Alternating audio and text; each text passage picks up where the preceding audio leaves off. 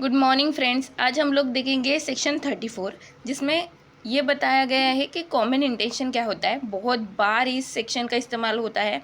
बहुत बार ये देखा जाता है कि अगर कोई प्लान करके पहले से ही अपने साथी के साथ या फिर किसी के भी साथ अगर कोई क्राइम करता है तो उसे कैसे हम लोग सज़ा देंगे।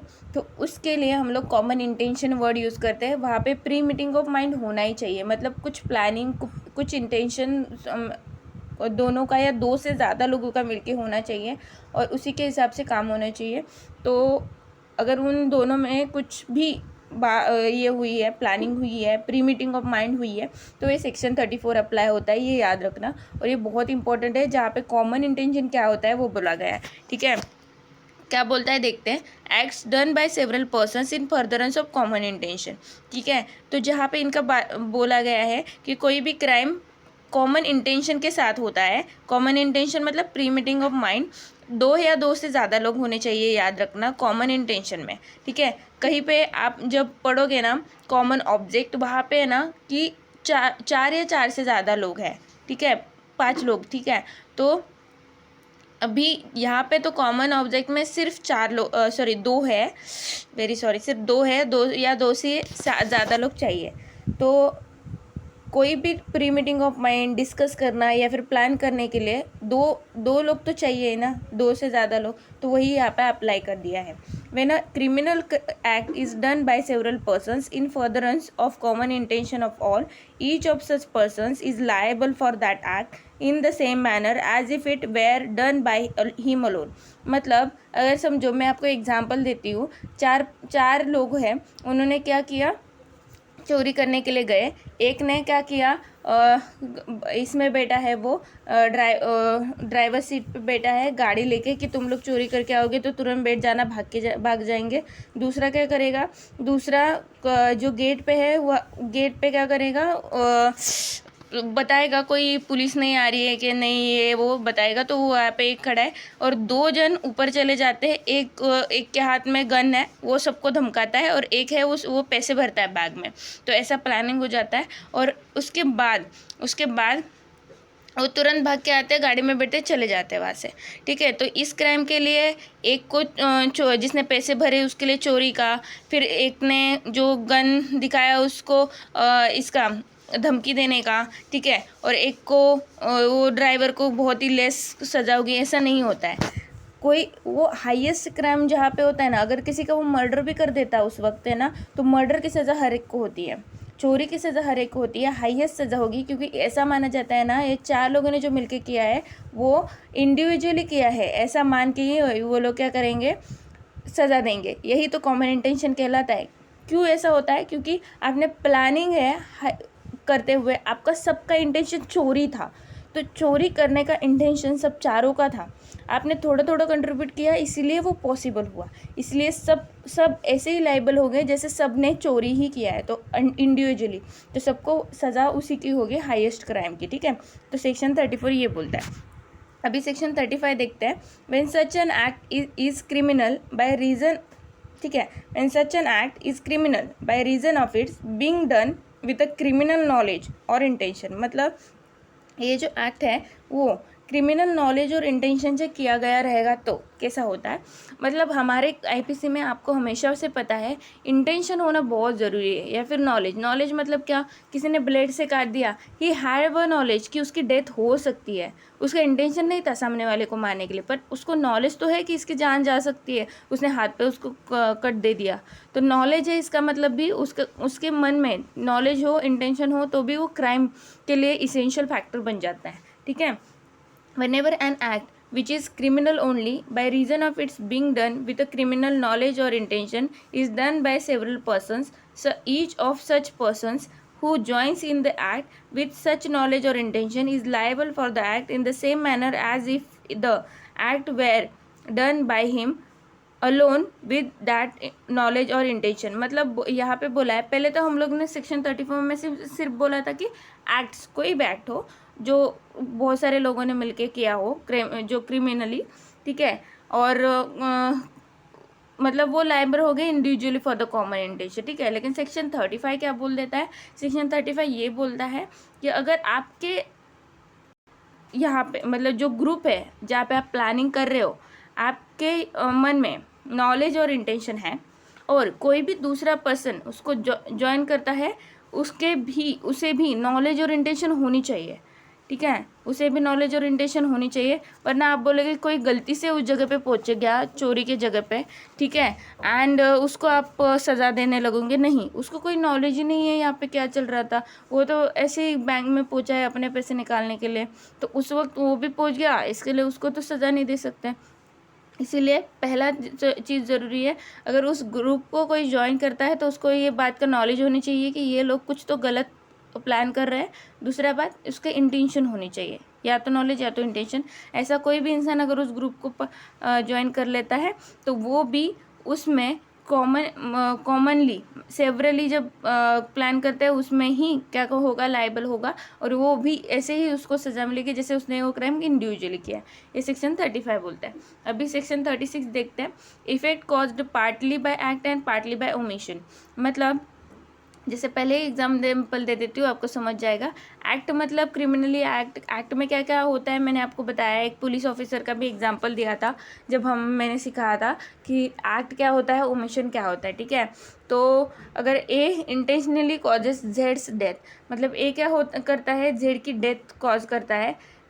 कैसे करता है, कुछ दिन उसको भूखा रखता है, मतलब उसको खाना ही नहीं देता है। खाना नहीं देना क्या है, उसकी ड्यूटी का वो क्या कर रहा है, ओमिशन। उसका ड्यूटी क्या था कि वो डेली खाना दे, ठीक है, उस इंसान को, लेकिन वो अपना बदला लेने के लिए उसको खाना ही नहीं देता, और फिर ऊपर से उसको मारता है मतलब कुछ तो एक्ट करता है, ठीक है। जो उसे करना नहीं चाहिए था, मारना नहीं चाहिए था, वो मारता है मतलब एक्ट किया। और जो उसको करना चाहिए था, उसको खाना देना चाहिए था, वो खाना नहीं देता है, मतलब ओमिशन करता है। आधा ओमिशन किया, आधा एक्ट किया, लेकिन उसका कॉज क्या हुआ, डेथ ऑफ दैट पर्सन हुआ।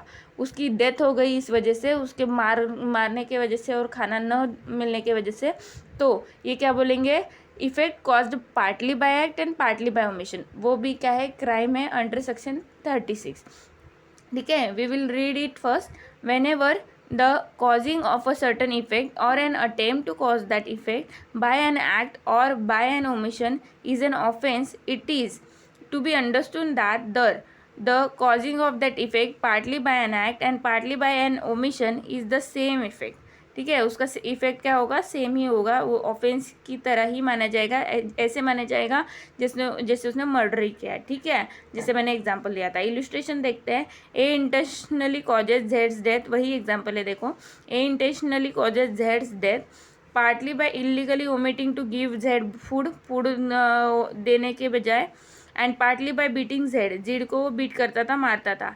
ए हैज़ कमिटेड मर्डर के लिए लायबल हो जाएगा ए। सेम ही इफेक्ट होता है क्योंकि ओमिशन का भी और एक्ट का भी। अभी सेक्शन 37 हम लोग देखते हैं, जहाँ पे लिखा है cooperation by doing one of several act, ठीक है। हम लोग देख रहे थे section 37, cooperation by doing one of several acts constituting an offence when an offence is committed by means of several act. मतलब जो सेवरल एक्ट, बहुत सारे एक्ट अगर एक के बाद एक, ठीक है, करे जा रहे हैं और उससे ऑफेंस हो रहा है, whoever intentionally cooperates in tile commission of that offense by doing any one of those acts either singly or jointly with any other person commits that offense। जो भी इंटेंशनली कोऑपरेट करता है ये सारे एक्ट ऑफेंस कमीशन करने के लिए, कोई भी एक्ट है वो सिंगली करने के लिए या फिर जॉइंटली कर रहा है, या फिर एक उसमें से एक्ट कर रहा है जो सेवरल एक्ट है, या फिर एक से ज़्यादा कर रहा है, और ठीक है दूसरे पर्सन को जॉइंटली मदद करके कर रहा है या फिर सिंगली कर रहा है, तो भी वो ऑफेंस ही होगा, क्योंकि वो सेवरल एक्ट मिला के वो ऑफेंस कमिट हो रहा है, ठीक है। तो इसीलिए वो भी उसको क्या हो जाएगा, उस ऑफेंस में उसको सज़ा मिल जाएगी। एग्जाम्पल देंगे तो बहुत ज़्यादा समझेगा। देखते हैं क्या एग्जाम्पल है। पहला एग्जाम्पल है, A and B agree to murder Z by severally and at different times giving him small doses of poison. A and B administer the poison according to the agreement with intent to murder Z. Z dies from the effects of several doses of poison so administered to him. Here, A and B intentionally cooperate in the commission of murder, and as each of them does an act by which the death is caused, they are both guilty of offense, though their acts are separate. Okay मतलब यहाँ पे ए and B क्या करते हैं, बहुत सारे उसको small doses देते हैं पॉइजन के कि वो मर जाए, जेड मर जाए, तो और ए के बाद बी देता है, ठीक है। यहाँ पे प्रीमीटिंग ऑफ माइंड है, ज़रा ध्यान रखिएगा, क्योंकि ए ने बी और बी ने डिसाइड किया हुआ है, उसकी वजह से जेड और देते रहते हैं पॉइजन थोड़ा थोड़ा थोड़ा, और जेड की डेथ हो जाती है, तो दोनों भी मर्डर के लिए ही लायबल होंगे। समझो 8 दिन ए ने दे दिया, उसके बाद 8 दिन बी ने दे दिया, और उस जेड की डेथ हो गई, तो सिर्फ हम लोग जेड को नहीं लायबल करेंगे, ए और बी की पहले मिली भगत थी, ये सब बोल सकते हैं, साजिश थी, तो दोनों को मर्डर के लिए ही लायबल करेंगे, क्योंकि दोनों का इंटेंशन सेम था, दोनों का प्री मीटिंग ऑफ माइंड हो चुका है। ये पॉइंट बहुत ज़रूरी है कि पहले उन दोनों में बात होनी ज़रूरी है। अगर ए ने 8 दिन दे दिया, जेड मरा नहीं, ठीक है, और ए ने बी के साथ कुछ भी मतलब वो ऐसा ही किया नहीं है, कोई भी बातचीत नहीं की है, वो चला जाता है, नहीं मरा तो नहीं मरा, ठीक है, वह चला जाता है। बी आता है, बी की भी जेड से दुश्मनी है, और बी भी उसको क्या देने लगता है, फिर पॉइजन देने लगता है, उसको मिल जाता है वो पॉइजन ए ने दिया हुआ, वो सोचता है किसने रखा है पता नहीं, लेकिन उसका काम बन गया। वो क्या करता है, फिर जेड को देने लगता है, और जेड की अल्टीमेटली डेथ हो जाती है, ठीक है। जब जेड की डेथ हो जाती है तो क्या होता है, मर्डर के लिए लायबल होगा बी, ए नहीं, क्योंकि ए ने अटेम्प्ट टू मर्डर किया, ट्राई किया मारने के लिए, लेकिन वो मरा नहीं, ठीक है, और दोनों की कोई बातचीत भी नहीं हुई, हार के आखिर में वो चला गया कि वो मरा नहीं, इसलिए कमिट अटेम्प्ट टू मर्डर के लिए ए के लिए ए को सज़ा मिलेगी, और मर्डर के लिए बी को सज़ा मिलेगी, यही तो ज़रूरी है। इसलिए हम लोग सेक्शन 34 से ये पढ़ रहे हैं कि कॉमन इंटेंशन क्या होता है, दोनों का प्री मीटिंग माइंड क्या होता है, ये पॉइंट बहुत ज़रूरी है, ठीक है, तभी समझता है कि इसको क्या सज़ा मिलेगी, ठीक है। और ये इलिस्ट्रेशन समझा होगा। अभी अगला इलिस्ट्रेशन देखते हैं। A and B are joint jailers and as such have the charge of Z, a prisoner alternatively for 6 hours at a time. 6 hours के लिए क्या होता है, उनका ड्यूटी होता है। इंटेंडिंग टू कॉज जेड्स death, knowingly cooperate in causing that effect by illegally omitting each during the time of his attendance to furnish Z with food, ठीक है, supplied to them for that purpose. Z dies of hunger, both A and B are guilty of the murder of Z. A और B decide करते हैं कि Z को क्या नहीं देंगे, खाना ही नहीं देंगे, ठीक है। वो जॉइंट जेलर है, 6 घंटे वो रहता है, ए 6 घंटे बी रहता है। ए के ड्यूटी में वो खाना नहीं देता, बी के ड्यूटी में खाना नहीं देता, तो इसके वजह से ऐसे लगातार करने के वजह से वो जेड की डेथ कॉज हो जाती है, तो दोनों के भी लायबल ठहराया जाएगा मर्डर के लिए, ठीक है। सी देखते, a jailer has the charge of Z, a prisoner A intending to cause Z's death illegally omits to supply Z with food, in consequence of which Z is much reduced in strength, but the starvation is not sufficient to cause his death. A is dismissed from his office and B succeeds him. B, without collusion or cooperation with A, illegally omits to supply Z with food, knowingly that he is likely thereby to cause Z's death. Z dies of hunger. B is guilty of murder, but as A did not cooperate with B, A is guilty only of an attempt to commit murder. मैंने आपको ये already बता रखा है, लेकिन मैं example से समझाती हूँ।